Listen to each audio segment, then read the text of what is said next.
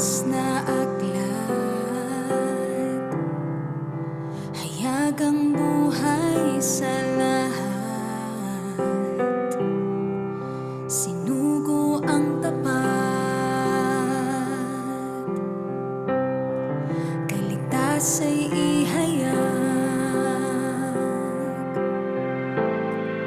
Sila'y pag-uusigin, pagsubok daranasin. Kay Kristo sila'y nabubuhay, ang mamatay ay pakinabang. Oras ng katotohanan, dala ng puno ng sambahayan, di mapasusubalian kanyang pagkahirang.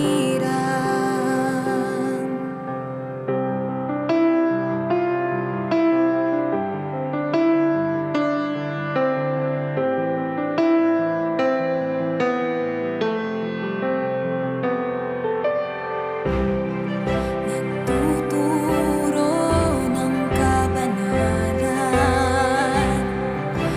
pag-ibig niya sa kawan.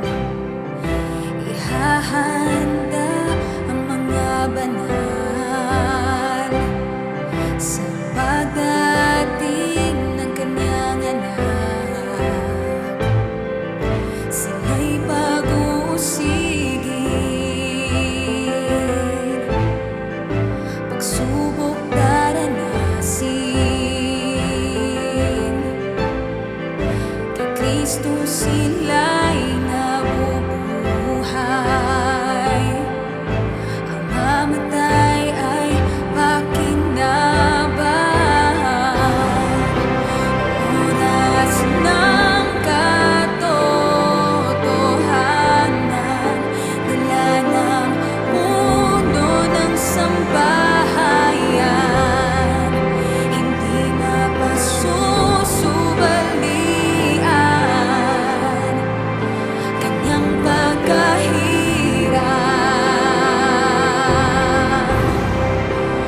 Oras ng katotohanan, dala ng puno ng sambahayan, hindi mapasusubalian kanyang pagkahirang.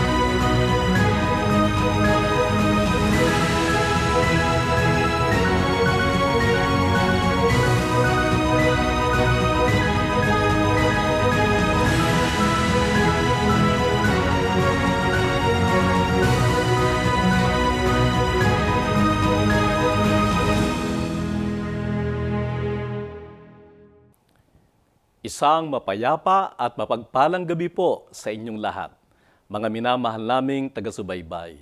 Sa mga pagkakataong ito, muli po tayong magkakasama upang makinig at magbulay sa salita ng Diyos. Ako po ang inyong lingkod, Pastor Rod Surilla, at malugod ko po kayong tinatanggap sa ating programang Oras ng Katotohanan Classics.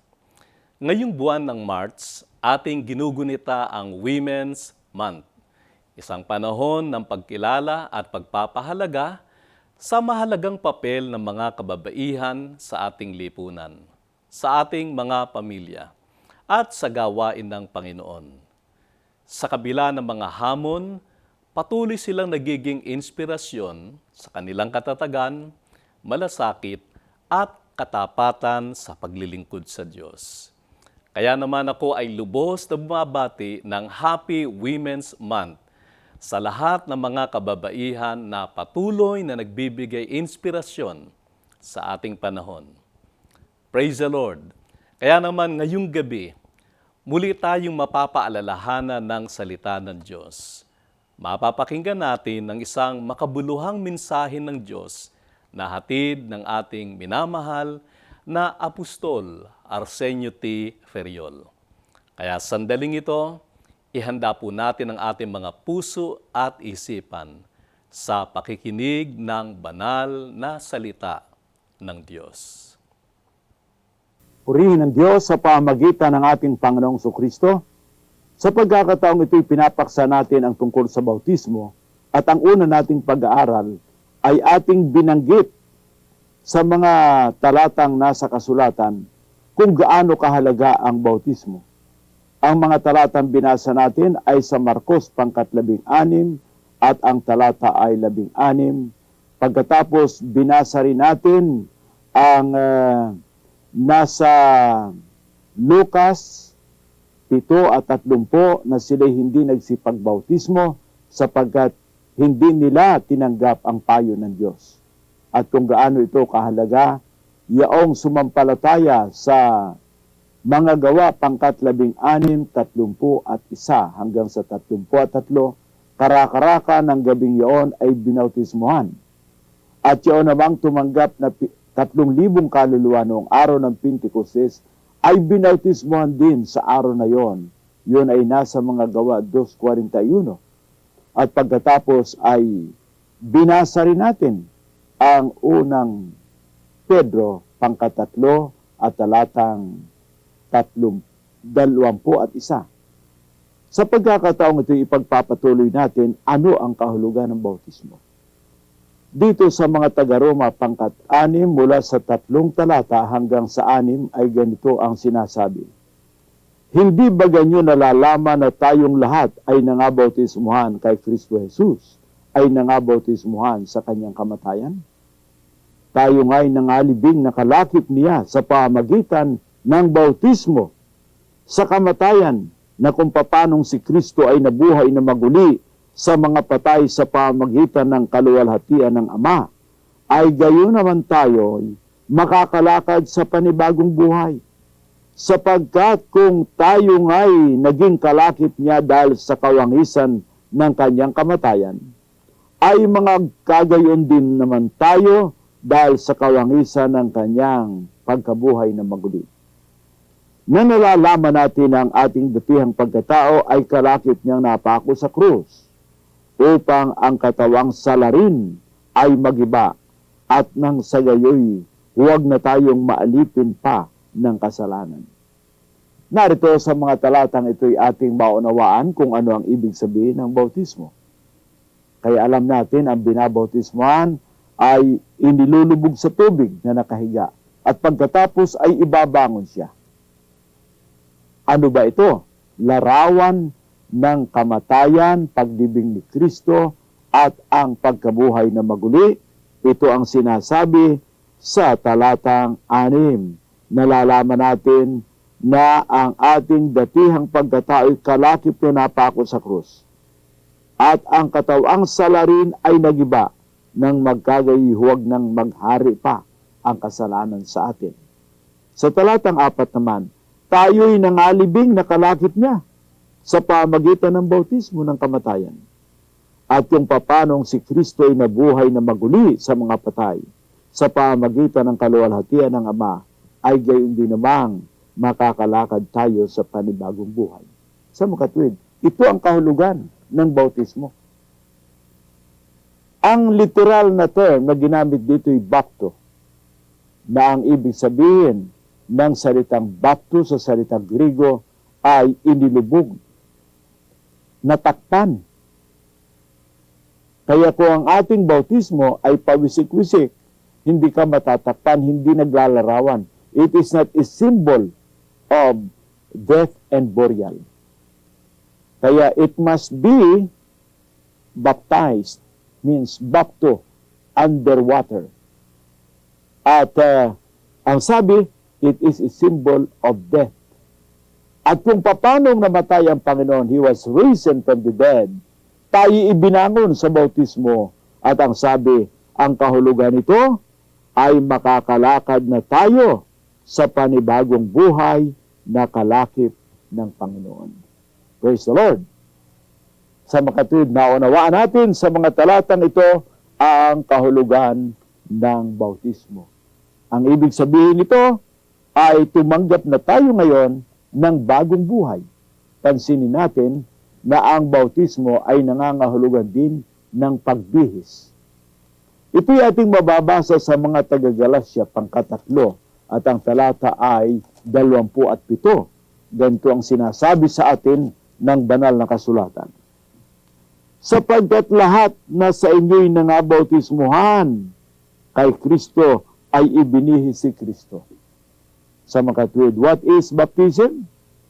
Ang sabi mga kapatid sa talatang ito, Galasya 5:27, for as many of you as have been baptized into Christ have put on Christ. Ibinihis si Kristo. Sa makatwid, ang kahulugan ng bautismo na ikaw ay lumakip sa kamatayan ni Kristo at sa paglibing sa Kanya.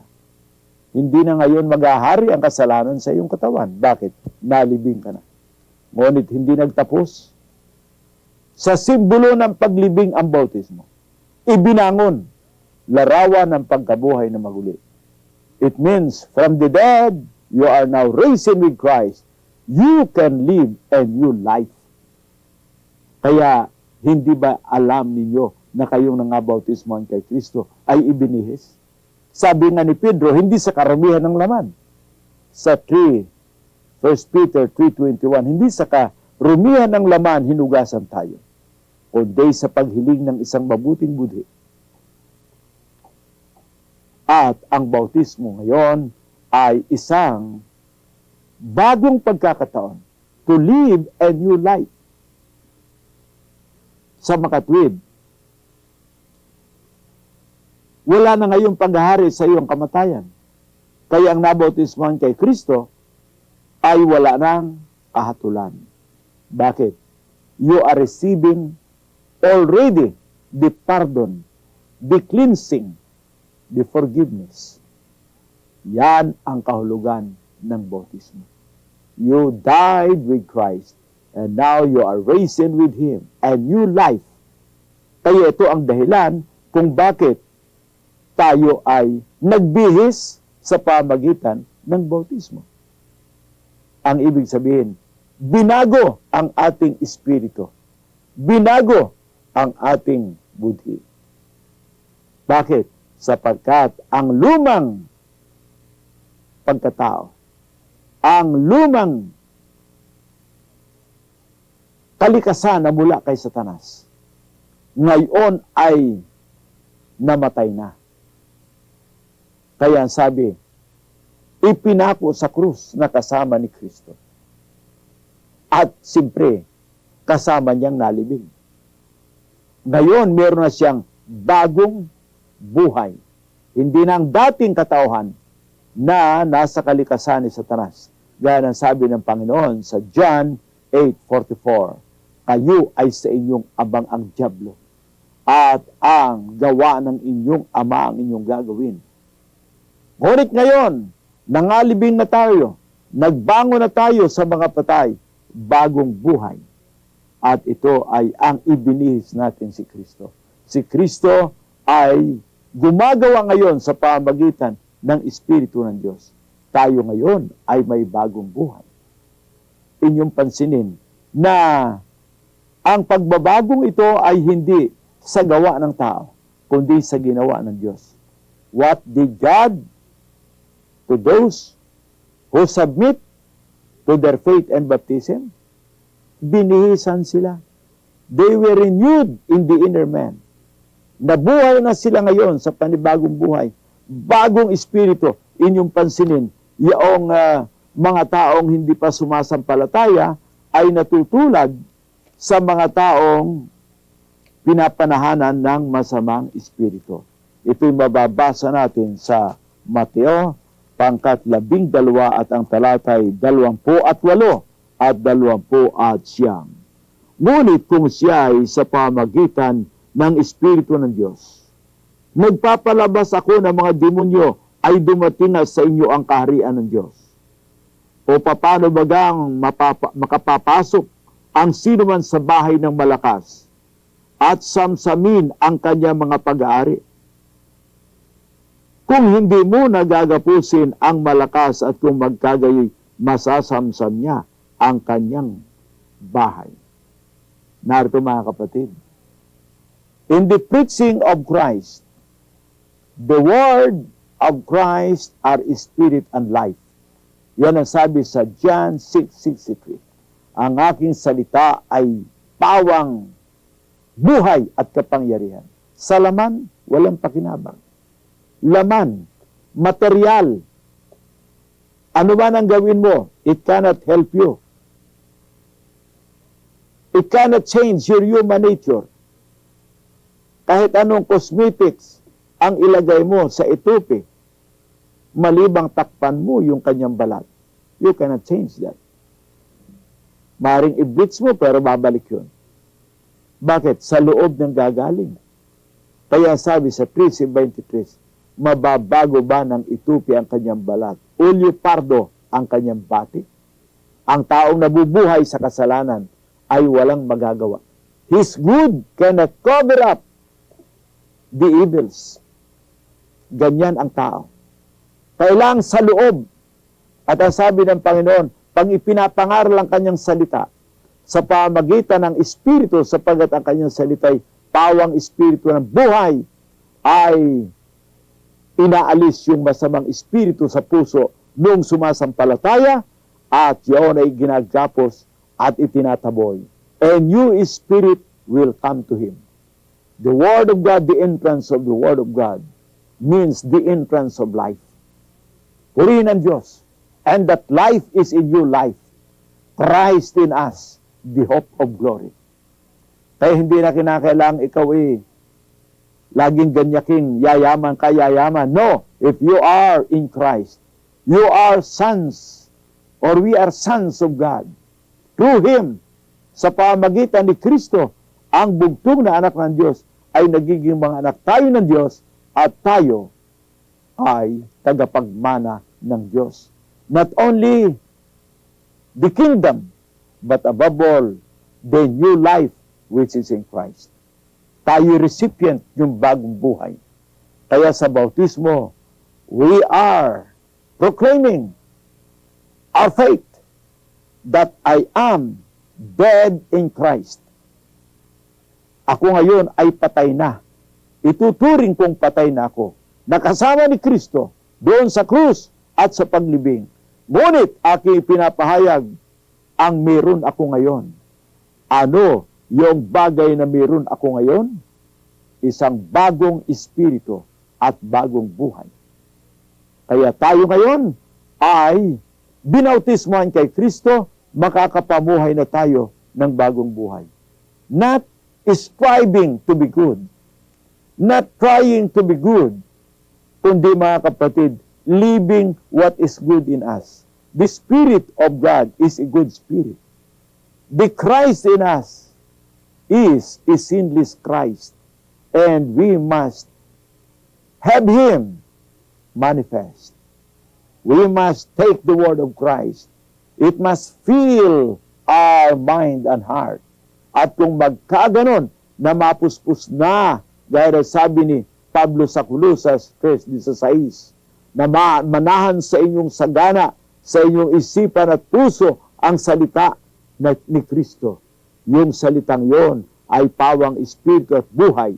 Yung ngayon ang mangingibabaw sa iyo upang sirain ang mga kuta ni Satanas na nagtuturo sa tao na sumalangsang sa Diyos. Pag yun ay wasakin ng Espiritu ng Diyos, magiging malaya tayo at tayo ngayon ay makakapamuhay na kasama ng ating Panginoong Kristo.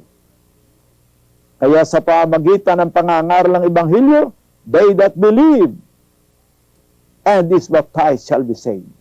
Bakit? Sapagkat yaong nasa iyo, kinakailangang ipahayag mo. Kinakailangang ipahayag mo na ano? Na si Kristo na Panginoon mo. Romans 9, 10, 9, and 10. Mga kapatid, si Kristo na tinanggap mo, ipapahayag mo na siya nabuhay na maguli. Kaya siya namatay, nabuhay na maguli.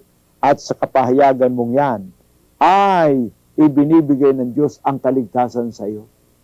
We in your heart will confess by your mouth that Christ was risen from the dead. Mga kapatid, ang Holy Spirit ay gumagawa. Ikaw pala ngayon ay nalakip na kay Kristo sa kanyang kamatayan. Ikaw ngayon ay malalakip sa kanyang pagkabuhay na maguli. Kaya ang bautismo ay simbolo ng nasa iyo na. Ipinahayag mo.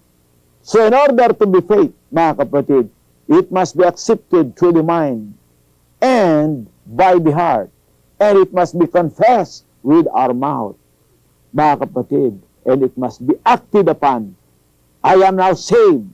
I am now risen with Christ. And I must live a new life. Hindi ko na pag-aarin ang mga bisyo, ang mga masamang bagay sa aking isip at sa aking puso. At ako ngayon ay pananahanan ng salita ng Diyos. At ako ngayon ay hahakbang ng naaayon sa salita ng Diyos. Purihin ang Panginoon. Kaya tayo ngayon, kaya sa bautismo, ipinapahayag natin yung nasa atin na. Ano yun? Paghuhugas.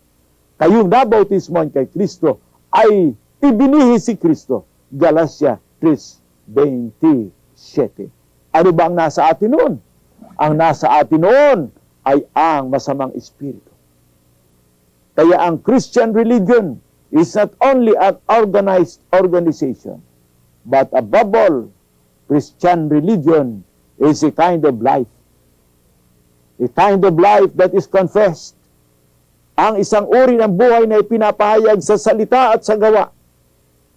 Marami ngayong Kristiyano, patay sa gawa, ngunit buhay sa salita.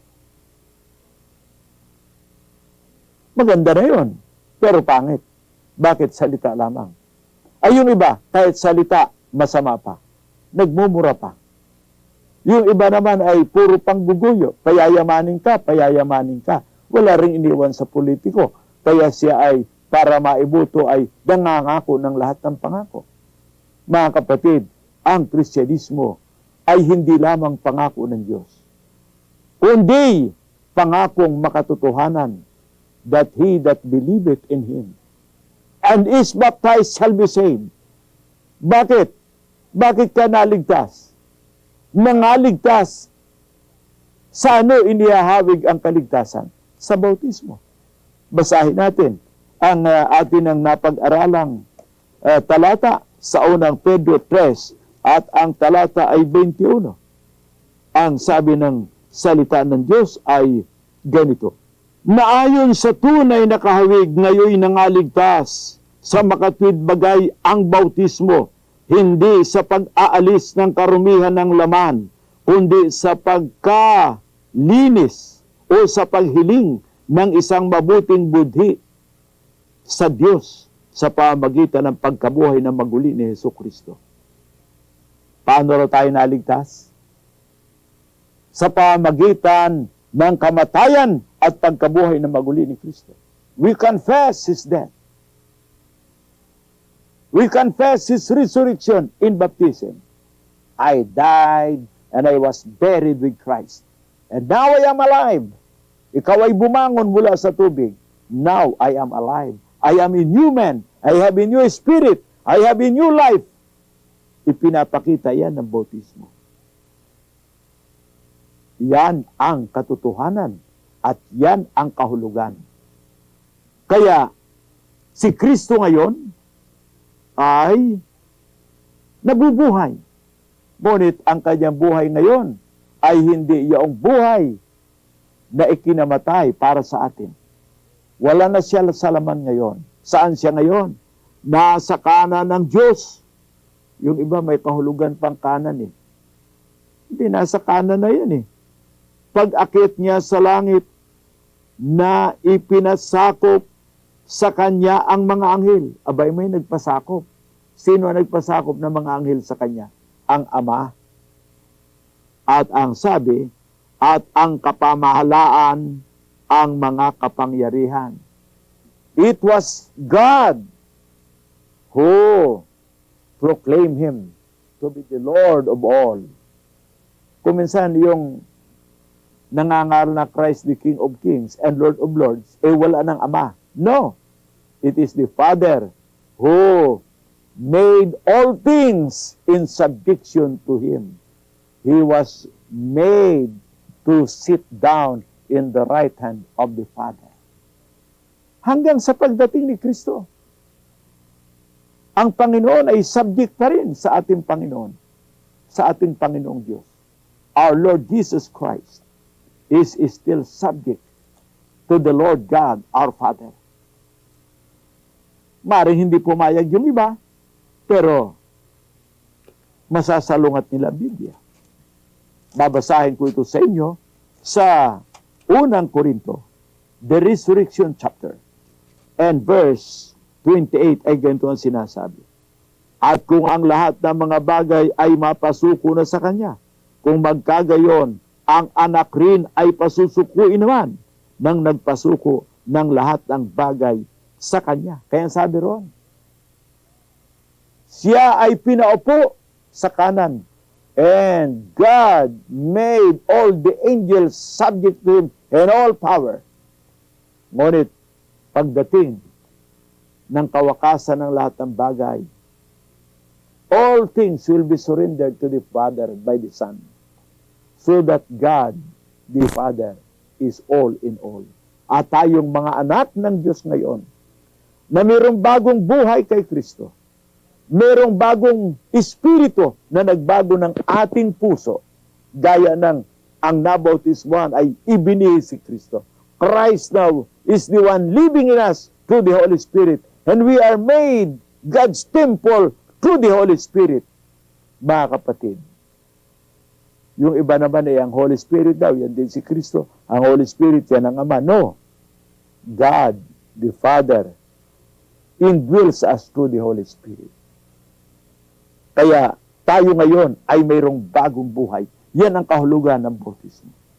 At sa bagong buhay na ito, na ngayon ay isang kalikasan sa atin, a new nature, tayo born of God. Tayo ngayon ay ipinanganak ng Diyos. Tayo pinanganak sa itaas. Tayo ay maghaharing kasama ni Kristo. Paano natin matatanggap yung paghaharing kasama ni Kristo? Babasahin natin sa Apokalipsis 2 at ang talata ay 26. At ang magtagumpay at tumupad ng aking mga gawa hanggang sa katapusan. Tayo ngayon ay binigyan ng bagong buhay. Tayo ngayon ay binigyan ng bagong espiritu at bagong puso. Mabubuhay tayo ngayon sa salita ng Diyos. Ang ating pagkakristyano hindi lang sa salita, hanggang sa gawa. At kung yan ay ating mapanghahawakan hanggang sa katapusan, nagawa natin ang kabanalan at paglilingkod sa Diyos, maghahari tayong kasama ni Kristo. Sapagat lahat ng bagay ay pinasakop sa Kanya, at tayo na buhay kay Kristo ay maghaharing kasama niya.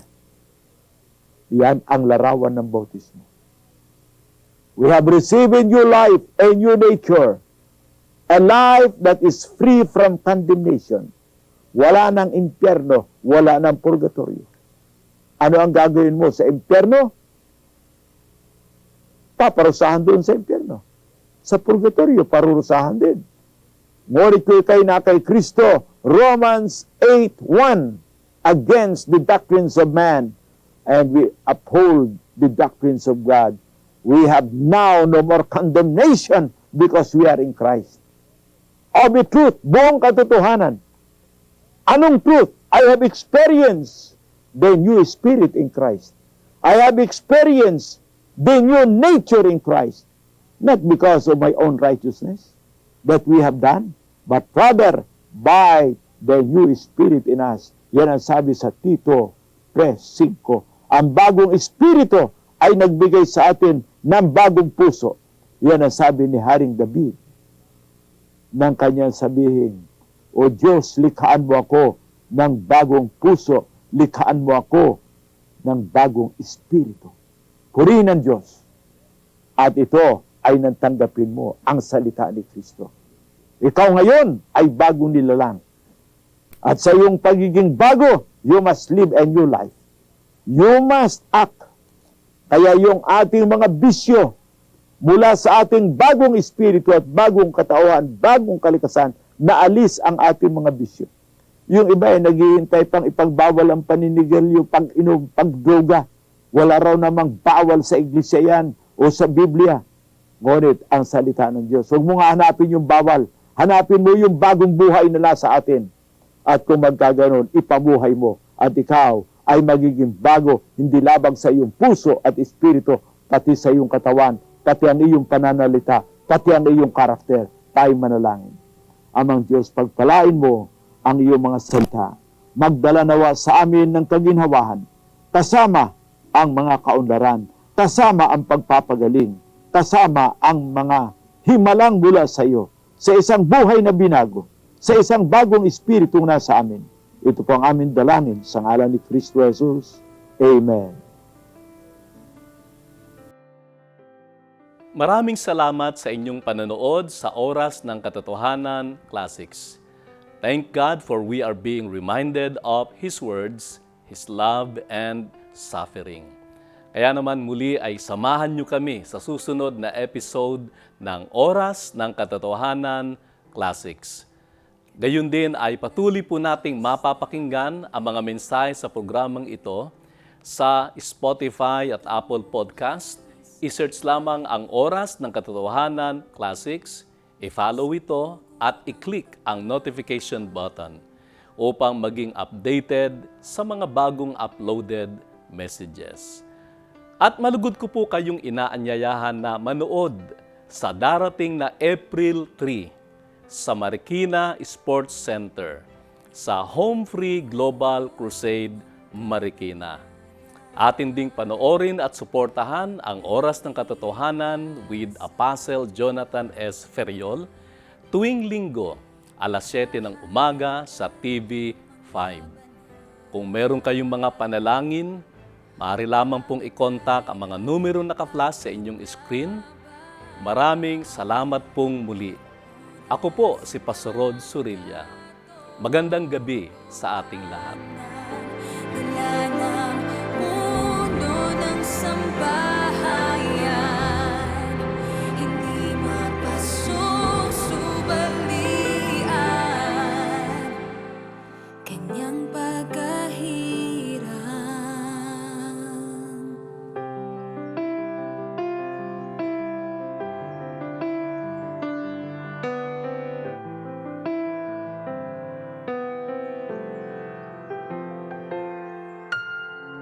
Join us as we continue to spread the message of truth through Fourth Watch Media.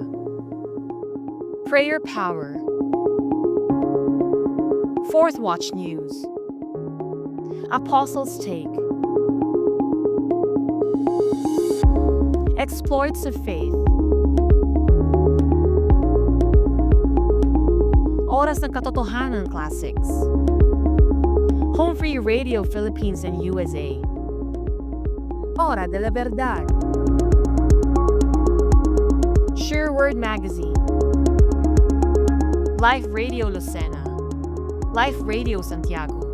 Wherever you are, we are with you, bringing the truth of God's Word and changing lives one broadcast at a time. Stay tuned, stay inspired, and always keep your eyes on Fourth Watch Media, evangelizing the lost, edifying the saints.